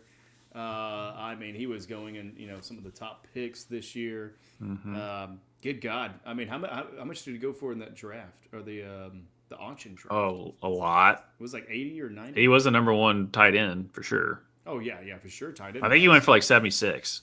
Was it 70? Something like that. Okay, yeah. Or it was either 67 or 76. I don't know. Yeah, but it's rough. But I mean, he's still incredible talent, and it's a rough sport. I mean, injuries are just going to happen. People are going to get banged up. But I'm sure for the Lions, they are in the driver's seat as far as getting into the playoffs. They're going to want to take care of them as much as possible. Really at this point, they could afford probably to lose a game or two, depending on what the Vikings do the rest of the season. So yeah. I don't think they're going to take their foot off the pedal or off the throat, for some people say. Which I still like that. I find that image. Have you seen what they've been doing to teams? They're not taking their foot off the pedal. Well, I know that's what I'm saying. They're saying they're not right now, but yeah, we'll see later on. Love Spagnuolo, definitely, man. Correction. I had to look at his last name and see it was spelled right. Oh yeah, I do. Yeah. It's one of those spellings. Spagnuolo Tagovailoa. Yeah. But dude, Spag's absolutely incredible what they're doing. So coaching, we're talking about fantasy football. Let's wrap it up. But talk about coaches. Does that really come into much of a factor? I know we're talking about schedule. You look at the matchups. You take account injuries. Looking at Arthur Smith, right? Head coach last year ruined your life because you're a Bijan Robinson fan. Look at what Bijan Robinson's doing now. Once he finally got his footing and got in the system, finally started to work. He's a top 10 running back. Yeah, they ran into a buzzsaw in Denver. I'm not going to take anything away from that, but he's been. That's Denver being Denver, but for coaches, is there any coach you're looking at, like you kind of target either because you like the system and you like what they do for players, or ones that you're targeting against? Because like Arthur Smith, they're in that. Yeah, well, Arthur, that's what I was sitting there saying, like, oh yeah, target Russell Wilson and George Pickens because of the moon ball, and it's still working. That moon ball is still pretty. Unfortunately, they haven't found the end zone. But you'll always look at I'm interested to see what the Giants do this weekend, or at least on Thanksgiving. Sorry, they played Dallas on Thanksgiving. But I'm interested to see what they do because they just got interim, and typically when you have an interim coach, for some reason, the team ends up playing better. Sometimes it doesn't, but most of the time you just see an uptick in production. So I'm going to keep my eye on the Giants and see what they do there. Most teams, we already know what they are. It all depends on defensive matchups at that point because you already kind of know what you're getting. It all depends on if once a team is eliminated from playoff contention, more than just what the coach does, is if they're eliminated from playoff contention, are they going to let the foot off the gas? Are they going to that's what I'm focusing on, and mainly the Bengals is kind of what I'm looking at with that. Yeah. That one's dumpster fire to be watching for sure. But also looking ahead, and we'll get to some of the comments here in a sec. Looking ahead schedule-wise, right? So primarily because of rostering. So Bears versus Lions, Giants versus Cowboys, and Dolphins versus Packers are on Thursday. Friday, you got the Raiders and Chiefs, I believe on Amazon Prime. No. That's is that the Netflix one this year? Or is that the Christmas game that they got? Which one again? Oh, Netflix has a couple of games. Oh, they got the Ravens, and they have two. They got the Chiefs, Ravens. Oh, it's Chiefs versus Pittsburgh, so it's a Christmas game. Yeah, I know they have two. They have two games. But that's in Christmas. So, so Friday there's only one game, and then we're back to regular Sunday. So for those teams, Bears, Lions, Dolphins, Packers, Giants, Cowboys, Raiders, Chiefs, definitely be looking at them. I mean, we're talking about a week with no buys. Are you really looking, kind of with the same adage of, putting your Monday night players or later players kind of in your flex position? Oh, you always do that. Right? You always do that. I mean, it's just there's no reason to. All you have to do is just 2 clicks, guys. Just move them from running back position to the flex. But yes, always do that. If a player's playing in a late game, mainly Monday night or something of that nature, you put them in flex, and then see what happens if they get injured because there's probably a teammate that might step up or something. I don't know. That really typically doesn't affect my team because most of the time I probably don't have a bench player, or if that player gets injured, I'm not going to drop him anyway for just 1 week unless it's a big situation. Like if you're in the Super Bowl and your player gets hurt, then drop him for someone else. But typically it's like Jamar Chase, game time decision. He's not going to play. Oh, crap. What do I do? Don't drop Jamar Chase in that. But you get what I'm saying with I always put him in flex because of that strategy. Yep. Yeah. And if you had a deep enough roster, you can't do that. Awesome. Congratulations. You win. But Mr. Bakelot's final question. Talking coaches, how do you guys feel about Brian DeBall and Antonio Pierce on the hot seat? Well, Dable, I thought already got fired, so thank you for correcting me on that. But I mean, his seat's cooking. Antonio Pierce just got hired. It depends on what side of the bed the son gets. Mr. Davis gets out of bed and how he's feeling. Because he can't run that organization worth of shit anyway. But I don't. I mean, yes, he's on the hot seat because of Mark Davis. If you literally just hired him, and it's not like this is like you went 0-6, 0-18 or something like that. I mean, they've been competitive in every game. You have Max Crosby. Obviously, they played well at the end of last year. They trade away Devontae Adams. I'm surprised they didn't trade away Max Crosby at this point. Like that would have been the writing on the wall type of thing. But the fact that just to rebuild. Yep. Gives them value.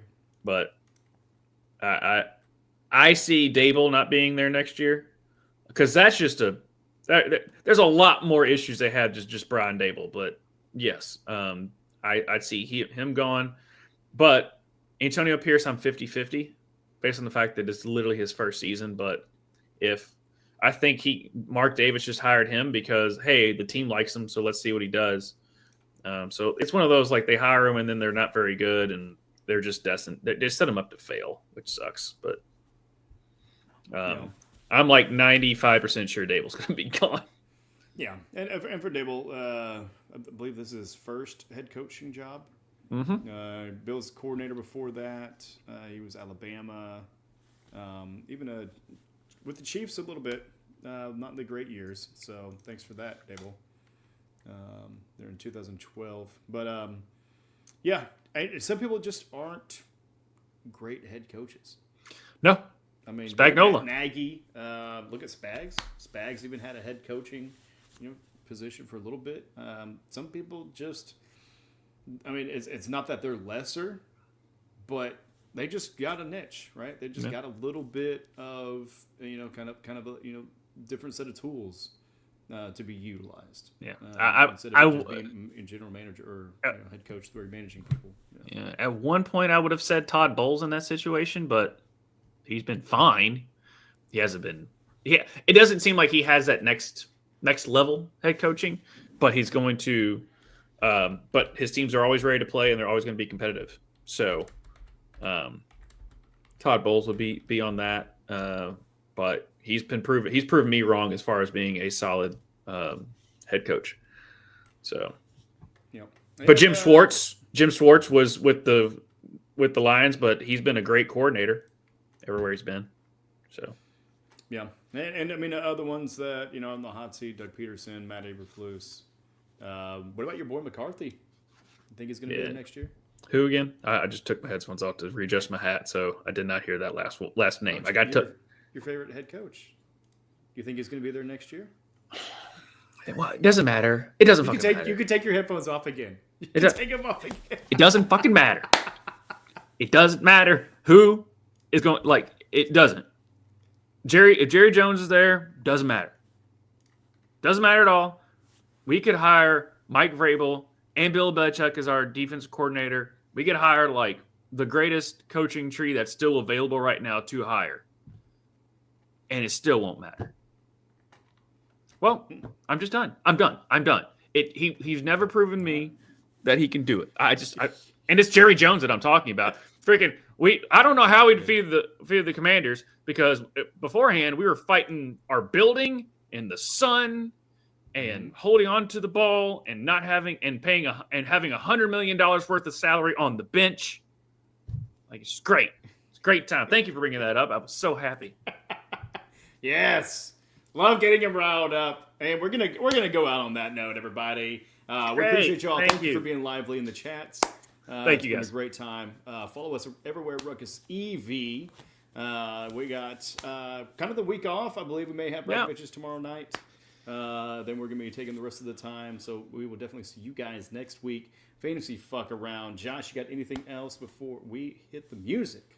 Yeah, for all y'all, Ryan, Mr. Bakes a lot, all in one, all that. I'm so sorry if I missed a couple other people, but thank you all so much for joining the chats. Happy to answer all of your questions. Always fun to do. Hope we're giving you the correct advice on that. But if anything, come back and tell us we suck. I don't care. It's fine with us. We love your feedback any way we possibly can. But if you're all into other things, we have other shows that we do on here. Thank you, Mr. Bakes a lot for subbing. We do have other shows. We do obviously this show. At least as long as the football season is around and fantasy football is around, we will be here to shoot the breeze with you all on everything fantasy. Typically on Tuesdays, me and my buddies get together, stream some video games, call us the Game Dudes. That's what we do on Tuesdays. Tomorrow we probably be doing our REV wrap it up, which typically is on Wednesday, where we just wrap up all that is going on in the world of sports. So not just NFL, we also do obviously college basketball, and then the women's side of things. We just wrapped up the National Women's Soccer League. We also do the men's soccer league as well. So hockey, all that we try and cover as much as we possibly can. And then on Thursdays, me and my buddy Justin Toner break down everything in the world of wrestling. It's extremely crazy right now of what's going on in the world of wrestling. It's a fun time to be watching it, and we break that down again. Thursday, we've taken the week off this week, but please join us next week when we get back on schedule. I bring you all such great content. Nice, I love it. Yeah, and I think I read the schedule wrong. So yeah, tomorrow is going to be Wrap It Up, not Bracket Bitches, because you guys just did that last night and wrapped that up, didn't you? Yeah. But hey, here's a short video for all of you watching that may be feeling the heat. Hold on.